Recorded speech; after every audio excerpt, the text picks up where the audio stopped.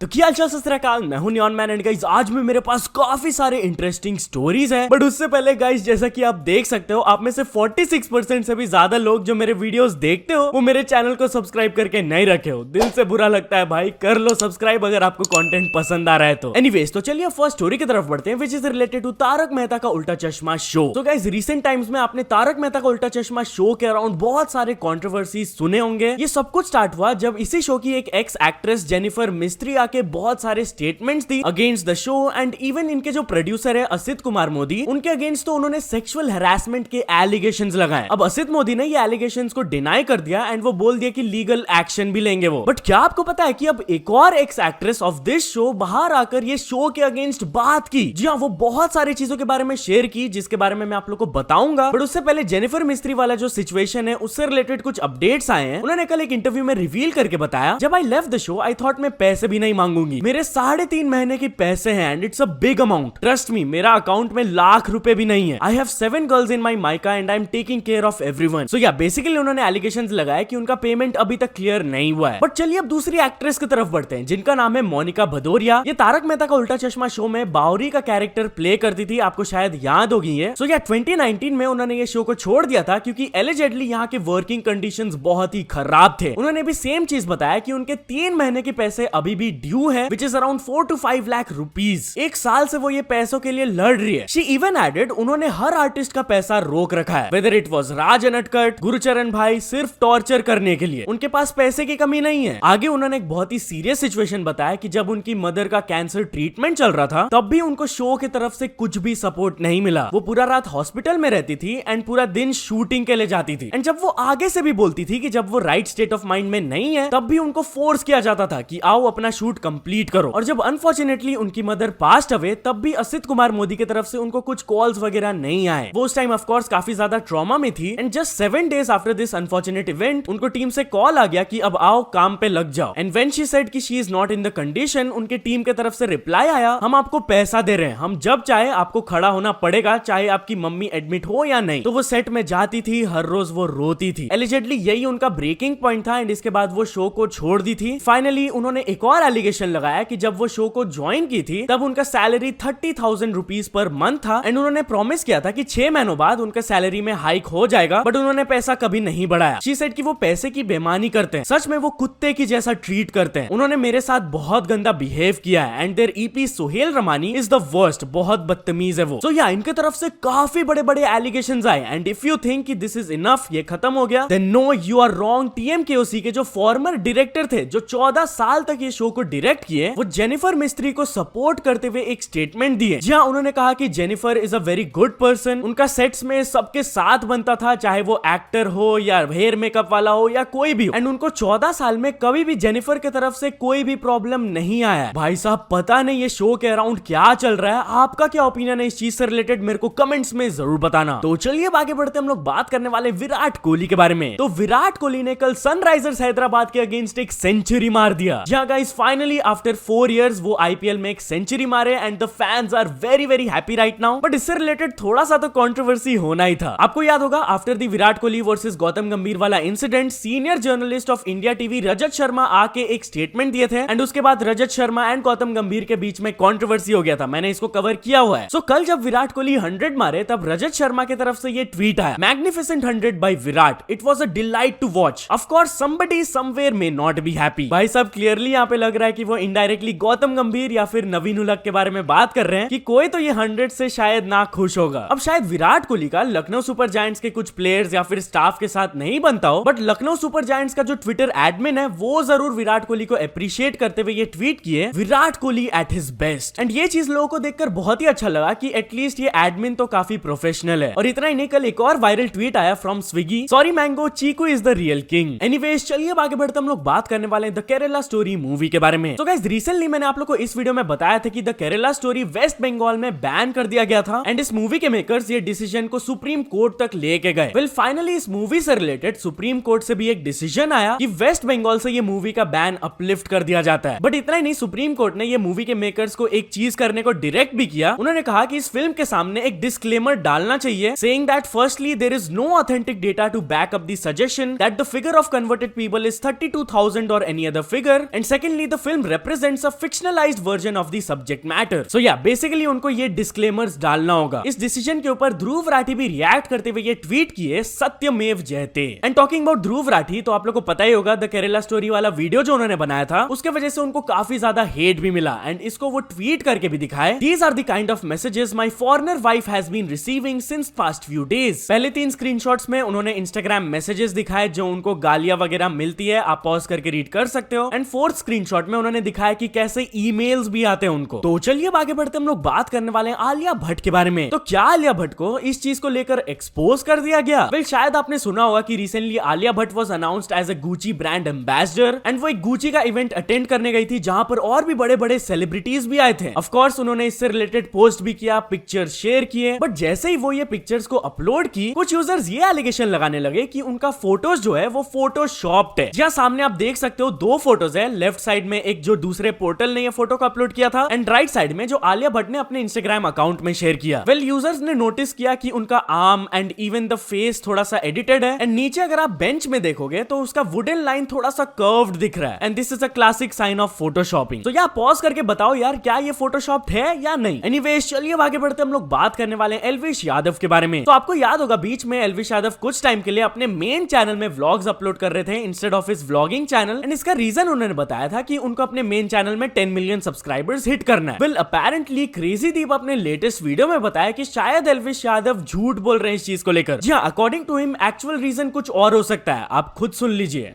एल्विश यादव पे भी वीडियो बनाई थी जिसके अंदर मैंने कहा था कि इनकी जो फैन बेस है वो काफी कट्टर है, वो इनको काफी मानते हैं. उसके बावजूद भी इनके फैंस को फुद्दू बनाते हैं और बैंड ऐप का प्रमोशन करते हैं, जिसपे भी ऑब्वियसली इनके फैंस ने मुझे काफी हेट दी. लेकिन अभी इन्होंने अपने ब्लॉग चैनल को छोड़ के मेन चैनल के ऊपर ब्लॉग अपलोड करना शुरू कर दिया. और उसका रीजन इन्होंने दिया है कि अपने को 10 मिलियन करवाने हैं. अरे एल्विश भाई, मेन चैनल पे 10 मिलियन करने हैं या ब्लॉग चैनल पे किसी बैंड ऐप के प्रमोशन की वजह से कम्युनिटी स्ट्राइक आ गई? क्योंकि यार कम्युनिटी स्ट्राइक की वजह से भी अपलोडिंग बंद हो जाती है ना. तो चलिए अब आगे बढ़ते हम लोग बात करने वाले हैं GTA 6 के बारे में. तो क्या फाइनली GTA 6 का रिलीज डेट बता दिया गया है? जी हाँ गाइस, आप लोगों को पता ही होगा GTA 6 को लेकर कितना ज्यादा हाइप है. कल इस गेम से रिलेटेड ये रिपोर्ट आया कि GTA 6 could finally be release between April 2024 to March 2025. And इसके पीछे रीजन उन्होंने काफी बढ़िया बताया कि रॉकस्टार गेम्स का जो पेरेंट कंपनी है टेक 2, उन्होंने अपने ईयरली अर्निंग्स रिपोर्ट में एक चीज बताया कि उनका फिस्कल ईयर्स 2025 एंड 2026 मैसिव होने वाला है. Now if you don't know, तो fiscal year 2025 will begin in April of 2024, इसलिए वो डेट प्रोजेक्ट किया जा रहा है. इतना ही नहीं, इस गेम से रिलेटेड एक और रिपोर्ट आया कि अपेरेंटली इस गेम का जो मैप है वो 2 टाइम्स द साइज होने वाला है दैन GTA 5. एनीवेज, चलिए अब आगे बढ़ते हम लोग बात करने वाले हैं गूगल अकाउंट्स के बारे में. तो क्या आपका गूगल या फिर यूट्यूब अकाउंट को डिलीट कर दिया जा सकता है? वेल, रिसेंटली यूट्यूब की तरफ से एक स्टेटमेंट आया था कि कोई भी गूगल अकाउंट जो कि 2 साल से ज्यादा इनएक्टिव है, जिसमें कोई लॉग इन वगैरह नहीं किया है, दे मे डिलीट दोज अकाउंट्स. एंड खाली यहाँ जीमेल का बात नहीं हो रहा है, यहाँ पे Google documents, drive, meet, calendar, YouTube and even Google photos. Well, ये चीज को देखकर उनको लोगों की तरफ से काफी ज्यादा बैकलैश मिला कि भाई बहुत सारे यूट्यूब वीडियोस हिस्टोरिकल है एंड उसको लेकर काफी सारे मेमोरीज है लोगों के. एंड इतना ही नहीं, जो यूट्यूबर्स या फिर इन्फ्लुएंसर्स हैव पास्ड अवे, इस हिसाब से तो उनका कंटेंट भी हट जाएगा, जो कि काफी बुरी बात है भाई. सो इससे रिलेटेड गूगल के एक स्पोक्स पर्सन ने ये स्टेटमेंट दिया, at this time we do not plan to delete accounts with YouTube videos. मतलब कि अगर आपके यूट्यूब अकाउंट में वीडियोस वगैरह है तब वो डिलीट नहीं करेंगे, ऐसा वो बोल रहे हैं. तो चलिए अब आगे बढ़ते हम लोग बात करने वाले लक्ष्य चौधरी के बारे में. तो लक्ष्य चौधरी कुछ यूट्यूबर्स से बिल्कुल भी खुश नहीं है. जी हाँ, उन्होंने ट्वीट करके बताया, कसम से कुछ यूट्यूबर्स को देखकर मेरी इतनी जान चिढ़ती है, like I badly want call them out in a single video, I can cancel them, but क्या करें, अब डिसेंट करियर की तरफ बढ़ चुके हैं. तो इसके नीचे किसी ने उनसे ये पूछ लिया, एग्जाम्पल ट्रिगर्ड इंसान एंड फुकरा इंसान. तो वो रिप्लाई किए, अरे नहीं भाई, they are doing fantastic work. मतलब खराब से खराब दिन में कॉल आउट ना करे कोई उन्हें, मस्त पॉजिटिव कंटेंट है. ऑल्सो लक्ष्य चौधरी अपने व्लॉगिंग चैनल में शहनाज गिल के बारे में थोड़ा सा बात की है, उनको थोड़ा सा रोस्ट किए. आप खुद सुन लीजिए उन्होंने क्या कहा. मतलब कुछ लोग मुझे इस टाइम बड़े वो दिखे हैं, क्रिंज टाइप. मतलब एक तो नाम मैं बता ही दे रहा, शहनाज गिल.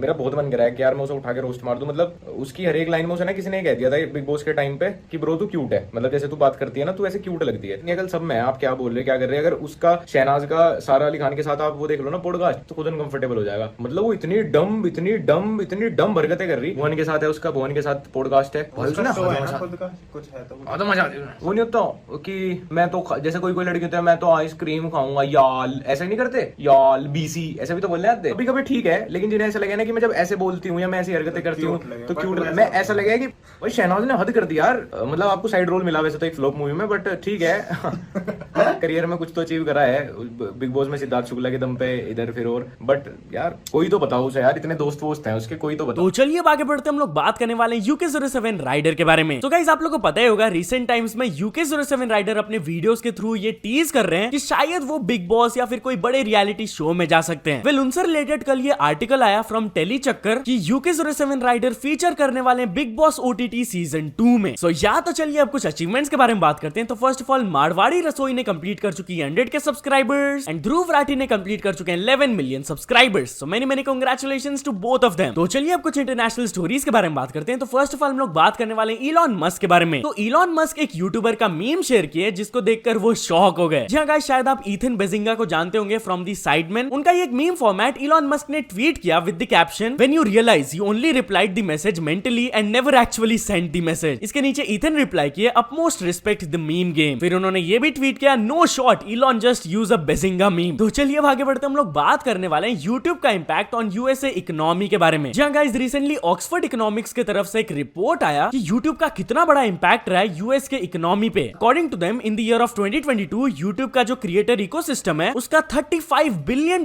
का कंट्रीब्यूशन रहा towards the US GDP and approximately 3,90,000 को फुल टाइम जॉब्स भी मिला इसके थ्रू। तो चलिए फाइनल स्टोरी के बारे में बात करते हैं। हम लोग बात करने वाले मिस्टर बीस्ट के बारे में। तो ये यूट्यूबर ने मिस्टर बीस्ट को एक क्रेजी चैलेंज दिया है। जहां गाइस एक अपकमिंग क्रिएटर है बाय द नेम ऑफ पीट जी। रिसेंट टाइम्स में उनका एक ट्वीट थोड़ा वायरल जा रहा है जहां पर वो मिस्टर बीस्ट को ये चैलेंज दिए, hey mister beast at 1 lakh subscribers I am going to attempt to sneak into your warehouse. If I lose and you catch me before getting in I will save feastables 1 million times wear and promote feastables for a year straight. If I win you subscribe. Deal भाई साहब कुछ ज्यादा ही भयंकर deal है। Let's see mister beast इसके ऊपर react करते हैं या नहीं। सो या तो चलो दोस्तों आज की वीडियो के लिए बस इतना ही। अगर आपको ये वीडियो थोड़ा सा भी पसंद आया हो तो लाइक कर देना। चैनल को अभी तक सब्सक्राइब नहीं किया हो तो जल्दी से जल्दी सब्सक्राइब भी कर लेना। न्यूज सबमिशन का लिंक डिस्क्रिप्शन में, वहां से जाके आप कुछ न्यूज भेजोगे तो आपको क्रेडिट्स भी मिल सकता है मेरे डिस्क्रिप्शन में। तो या ऐसा सपोर्ट करते रहना। मिलते हैं नेक्स्ट वीडियो में। Till then bye bye.